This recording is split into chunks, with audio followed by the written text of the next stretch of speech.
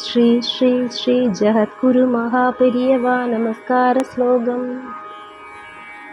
देवलोह महाशंकरं सर्व अग्निसूर्यचक्करं हृदयानन्दं शंकरं शरणं प्रपद्ये जगद्गुरुवे हर हर शंकरा विश्वरूपपाददर्शनं कोटि कोटि महापुण्यं हृदयानन्दं शंकरं शरणं प्रपद्ये जगद्गुरुवे हर हर शंकरा दक्षिणामूर्तिस्वरूपं मासिलामणिकारुण्यदर्शनं हृदभूरिदं सर्वविघ्नहरं देवं हृदयानन्दं शंकरं शरणं प्रपद्ये जगद्गुरुवे हर हर शंकरा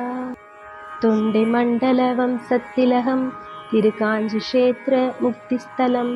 हृदयानन्दं शंकरं शरणं प्रपद्ये जगद्गुरुवे हर हर शंकरा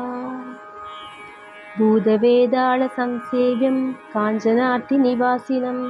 चन्द्रशेखरमिदध्यानं हृदयानन्दं शंकरं शरणं प्रपद्ये जगद्गुरुवे हर हर शंकरा ओङ्कारचन्द्रमौलीश्वरपूजाध्यानं हृदयानन्दं शंकरं शरणं प्रपद्ये जगद्गुरुवे हर हर शंकरा अरुणाचलशिवदर्शनं नटराजकुञ्चितपाददर्शनं हृदयानन्दं शंकरं शरणं प्रपद्ये जगद्गुरुवे हर हर शंकरा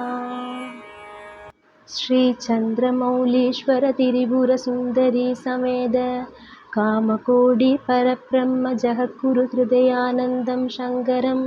शरणं प्रपद्ये जगद्गुरुवे हर हर शंकरा हर हर शंकर जय जय शंकर हर हर शंकर जय जय शंकर लोका समस्ता सुखिनो भवन्तु महापेरियवा शरणम्।